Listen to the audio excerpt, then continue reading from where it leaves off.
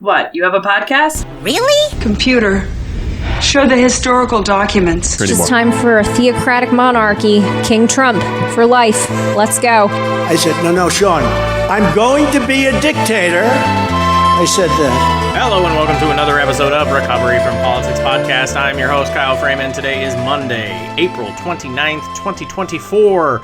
Special Dog Day Killer Edition. But first, I gotta recognize this. Due to some technical difficulties, we do not have video today, so this is strictly audio. Apologies if that's your thing. I can't help you. There's nothing I can do about that. Anyway, so the big news over the weekend, there were two big stories that I wanted to get to. One of them, of course, South Dakota Governor Noem brags about murdering a puppy because it was living its best life, and she wasn't having any of that. Most of the takes are already out there. Almost everybody's universally attacking her. The only person of note who has not is Trump. And the only reason I'm kind of curious what his reaction is to it is because apparently Noem was in the front running for his vice presidential pick. And I want to know whether or not that's no longer in the works. Not that Trump gives a shit about animals.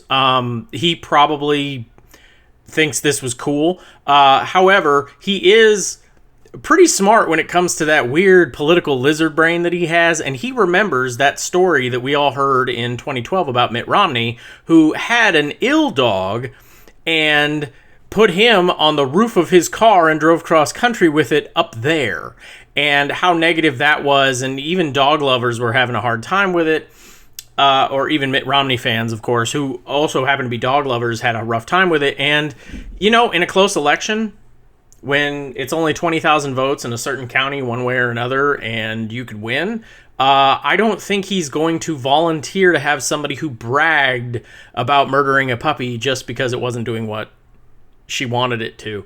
And that's the only reason I have any interest at all of his opinion. Normally it's Jackner shit. Obviously, I think this person, Noem, should be run out of town on a rail.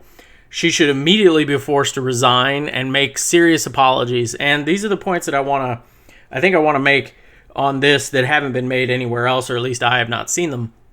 The first is, I think she owes a huge apology to the few remaining American farmers there are. The people who actually live and work on a farm, and it's a family farm, and they've got their kids there and everything. She owes them an apology, because today, this Monday, every single one of their kids is going to school and going to get questions. Do you murder your puppies on the farm? And that's horrific. Having to defend your life, your way of life, because one of you assholes screwed up is horrific. And we're talking about kids, man. I mean, I guarantee you, any kid that heard about this is going to be one of the first things they ask if they know, hey, my friend Susan lives on a farm. Does your mommy kill puppies? Like, that's some serious stuff. So she owes an apology to those people. Plus, I mean, nevertheless, you know, say your husband works on the farm, and your wife has a job somewhere else. She has an office job out in town, or she goes grocery shopping. Everyone that knows her is either going to be giving her side eye or blatantly asking the question, like, did you hear what happened? You don't do that, do you? Like, the entire community is going to be under a kind of weird assault because guilt by association, strictly by your farm people. And also she owes a larger apology to all of rural America. Right now, we are extremely divided in this country between urban and rural. And right now, every single person in a city is looking at country bumpkins like, you do what to your fucking dogs? What did the dog do? Did it maim your child? Did it have rabies? No. Instead of hunting the bird, it went and played with them. And I just wasn't having any more of it, so I unceremoniously killed it and threw it in a gravel pit. Like, seriously, she is feeding into the divide. Now, the argument is that politically, she's saying this shows how tough and strong she is, and also that she is feeding into that divide. Because again, rural people are going to be looked at a little weirdly today and in the near future by the people who live in cities who do not just shoot their dogs for being dogs. So it's possible that this was her like, haha, suck on it, libs, without really realizing that, oh yeah, conservatives sometimes like dogs too. Like, seriously, this is a thing.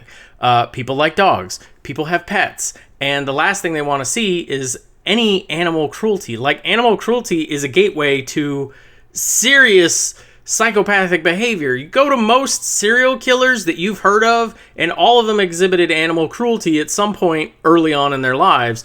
And we're talking about somebody who is in an elected office.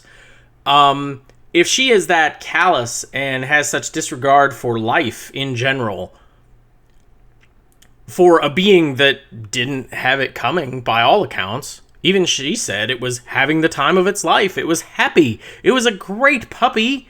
It just wouldn't hunt the way she wanted, goddammit. So she had to shoot it in the face and throw it in a pit.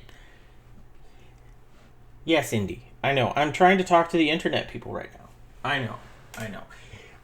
Indy is unhappy because we gave them dry food over the weekend. Normally we do not. However, there was a circumstance with lots of children running around thanks to a birthday party, and we felt it would help calm him.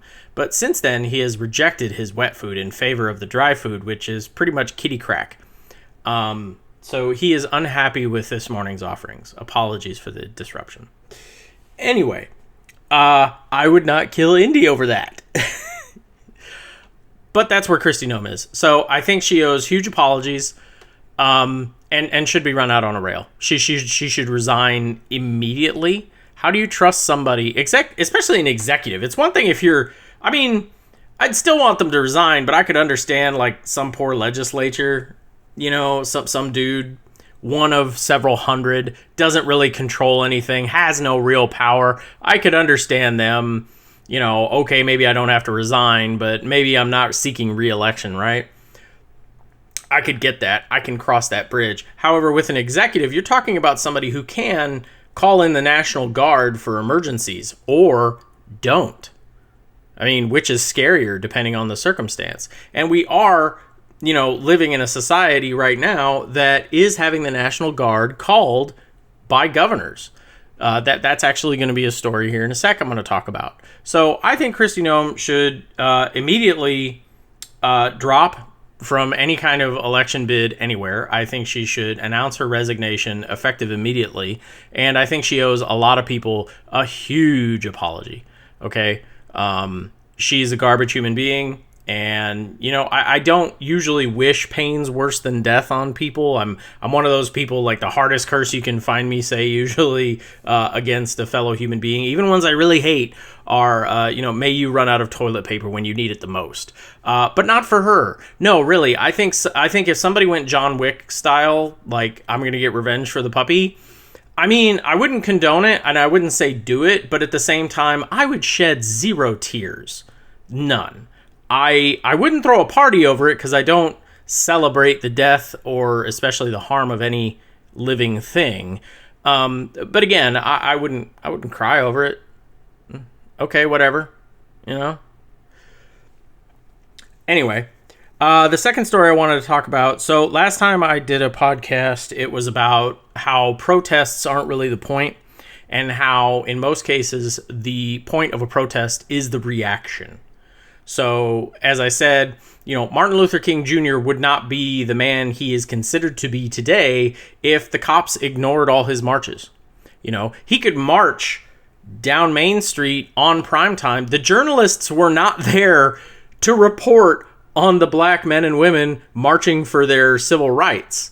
They were there to see the police go batshit and unleash some dogs, beat them over the heads with clubs, and open the fire hose on them. That's what the journalists were there for. The meaty good stuff. The stuff they can really, like, oh my God, you cannot turn the channel when this is on. Like, that's what they were there for, the ratings. And Martin Luther King Jr. was a genius of the time because he understood that. That's why he needed the peaceful protest. Because he knew if a single window gets shattered by a protester, the entire group will be labeled thugs or rioters. And that's the end of it. Then the police action is justified. So he mandated, it's got to be a peaceful protest. We cannot give it. Because again, their goal is not to influence the hardcore conservative assholes. They were never going to convince Richard Nixon and his group of assholes to change their mind on civil rights. That was never going to happen. That was not in the cards. Their goal was to shock what Martin Luther King called the white moderate. The biggest enemy and obstacle he had at the time was the white moderate. The squishy white moderate who's sitting there and is like, well, do you really have to be so loud about it and everything? You can see them today. The conservatives and the white moderates, well, just say moderate centrists today, are very basically saying, I don't know why they have to block traffic. I don't know why they have to be so loud. Why are they all doing this? Why does it keep getting bigger? Blah, blah, blah, blah, blah. Because they don't want to be affronted by it. And I will note, if all the lefty causes, the anti-genocide protests that you're seeing today, if every single one of them followed the rules that the conservative right and moderates lay out, they would get absolutely no press coverage. And I can prove it to you because of what happened this weekend. In Charleston, good old Charleston, there was a white supremacist march down the street. They had upside down American flags, take our country back signs. They were wearing, I believe it's called a baklava, a facial mask, of course, because they don't want to go home and admit to their lady friends that they were in this march because they would be broken up very quickly. They don't want to be outed. They're out there. And guess what? The media really didn't cover them. I mean, they didn't get wall-to-wall coverage the way that the college campus protests do. And that's by intent, because they were not violent. They were peaceful. They said some horrific shit, don't get me wrong, but they were peaceful. They did not start fights. They did not block traffic. They had a permit. The police, if there were any there, were there in case counter-protesters started showing up and starting shit. So the police didn't intervene. It was allowed to happen. Totally normal day. And that's what happens to a protest when they follow the rules that the conservatives set for them. Nobody pays any attention to them. Now, you could say this is a double standard, and there is some of that. The government right now is aiding and abetting a country that is committing a genocide. So protests against that is also a protest against one's government. So you can understand the government not being happy with the college campus kids. Meanwhile, these idiots marching down Charleston are arguing for a disgusting thing, but the state kind of is fine with it. Like, they don't care. The government, by its nature, is a little authoritarian, and they're arguing for more authoritarianism, so yeah, as long as they don't start fights. I mean, you could argue that that's the reason that the cops weren't called in or everything else. And I would agree with you. They did do this in South Carolina. They did not do this in California. Okay. That should be noted. They did this in a very red state, just like they did in Nashville, Tennessee a few weeks ago. But the point of those marches is completely different from the college campuses. Again, the college campus marches are there to disrupt, to cause problems, to block traffic, to create a media frenzy, to create a story so that people pay attention to them. And yes, it might inconvenience some people. And trust me, getting stuck in traffic sucks balls.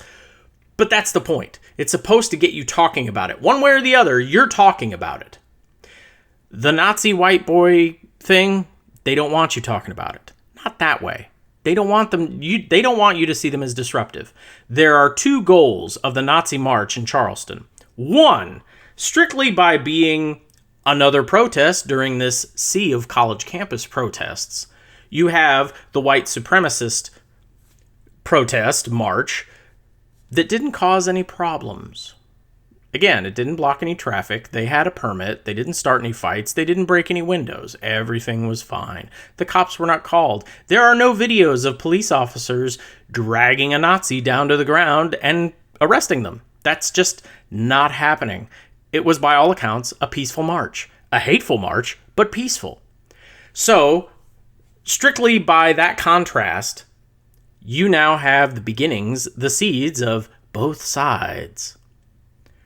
So if you're a squish middle, you're like, I might agree with the college campus kids a bit more, but they're violent. And yeah, I don't agree with those guys, but it's a both sides thing. So that's one congratulations, Nazis, you succeeded thing. The second thing is that their goal is not to change minds. It is not really even to change the government, although they say take back our government. The Nazis' goal, the white supremacist goal, is to do a march and for it to become normal. Just a few weeks ago, we had the Nashville, Tennessee march. And that one got a lot more news than this one. This one didn't. This one only got news, I think, because of the uniqueness of the flags they were carrying. They didn't, the Tennessee march happened and people were mad, but that was it. And now this one in South Carolina happened, and I'm pretty sure I would not have heard about it except for the fact that they had upside down flags, which is unique. So that was new. That was a different story. So they had something to say, and you could see it even in the headlines, upside down flag march. If the flags weren't upside down, would they have even called it that? What would they have called it? Would they have called it at all? What would they have done? They had a unique, they had to, I mean, that's the thing. If you're organizing protests and you notice, the media is not paying attention to us, you try to come up with something unique. You have to feed the beast, so to speak. You have to give it something so that they'll talk about it. Because you do want them to talk about it, but not in a negative, like we're violent way. You just want them to talk about it. Because again, the more Nazis and white supremacists are marching, the more they're in the papers, the more they're seeming more or less benign. It becomes normalized. That's their goal. Their goal is one day the Nazis can just march down any street here in America and we're all just going to be like, yeah, that's who they are. What are you going to do? They have all the permits. So they can go out and show solidarity all they want. And they'll have people like the ACLU defending them for free because that's what they do. So if you support the ACLU, I have serious fucking questions for you. So that's the goal of that. And I think it's important to recognize that the left has a serious counter-protest problem. One of the reasons the college campuses are getting so much attention is you hear these horrible chants of anti-Semitic chants, go back to Poland, etc., etc. Well, from firsthand accounts on the ground, those are agitators. Those are people who purposefully drive from protest to protest to protest to be a counterculture person. Some of them do it because they want to be on TV. And hell, when there's a, pro-Palestinian march and you're yelling anti-Semitic shit, guess who the news cameras like to report on? They like to report on you. You're the agitator. So some of them are thrill seekers. They want their 15 minutes of fame. They want to be on TV. Whatever. Some of them, though, are intelligent. The right is just better at this stuff. They purposefully go to these protests. They purposefully march right along with the students. And they yell stuff. But I'll guarantee you, if they actually took these people's names and numbers and figured out who they were, and I'm talking about journalists, I don't want the fucking government doing this shit, but if journalists did their job and they found out who these people were, what they'd discover is, hey, it's the people who don't even fucking attend this college that are doing this shit. The students are fine. By almost every account that I've seen, the actual students that go to those classes, they are not anti-Semitic. Many of them Jewish themselves, who are merely protesting the actions of the Israeli government, or protesting Zionism, or protesting the idea of any non-secular state even fucking existing, which is my point, usually. Now, I don't mind that Israel exists. I have a serious problem with the fact that it is a religious state. I have a very serious problem with that. Anytime you mix politics and religion, it gets just disgusting and messy, and it makes politics more fervent, more exaggerated, more energized, but in a negative way. It really extremifies, I know that's not a word, but it makes extremists of everyone involved. I mean, that's kind of what's going on here in the United States right now. You've got the evangelical church massively supporting Donald Trump. Why? What the fuck for? Because they've done that. They've associated now so much with Donald Trump that if a preacher, priest, any kind of pundit who gets up in front of the crowd at a church actually teaches the Sermon on the Mount, they will be accused of being a Marxist, Leninist, socialist pig. To their face, by their own congregants. That's what's going on here in the States. I know for damn sure it's going on over in Israel. So this radicalization that's happening happens because religion has intertwined with politics. This is never good. This is why the founders did not want the two met. This is why separation of church and state probably should have been a hell of a lot more explicit in the Constitution. It should have had whole articles written about the importance of not doing that. So, that's what I wanted to talk about today. Kristi Noem's horrible shit. Yeah, sure, you got to talk about it. And this protest, because protests are important. And you have to also understand what the goal of the protest is. Not every protest is meant to strike out and be an annoying asshole so that people pay attention to you. In the case of white supremacists and Nazis, they actually don't want you to pay that much attention to them. That's important. You have to understand it. You have to make sure that it's not normalized. Now, right now, you can argue, that's the South, and I guarantee you a lot of people are. That's the South. That's Tennessee. They're so fucking right-wing, and good God, that's South Carolina. It's got South in the title, for fuck's sake. And these are going to continue to happen in southern states. As the election comes closer, it will start creeping up into purple northern states.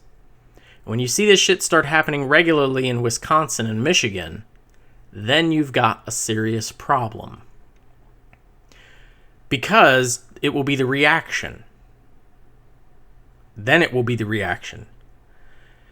The reaction they're looking for is normalization. They don't want any incidents. And if the left doesn't get their shit straight and counter-protest effectively, drag them down into the muck where they think we live, we're going to end up losing again. It is a constant throughout history how protests in the United States are handled.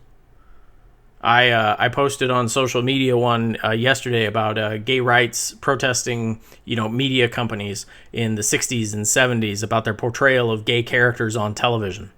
And how that had to change, and how they actually realized, hey, we've actually got to think ahead of time. We can't just rush their offices and do things. We have to plan. We have to become very effective. The Democrats, the left right now, utterly failing at this. Again, this is why I think, those people who are rooting rah-rah for the end because they think their side's going to topple everything, we can't even protest correctly. We are not organized enough. We will not win that battle. We are far away from it. So pay attention to the protests. Don't let it become normalized. Try very hard to talk to your friends, talk to your family, make sure it's out there front and center, and realize that, this is not, it is normal, unfortunately. It's normal now. But it's not something we should allow to be maintained. We need to clean it up. Anyway, that's the show. Thank you very much for listening. We'll try to have the camera fixed next time. You guys have a great day. Stay safe.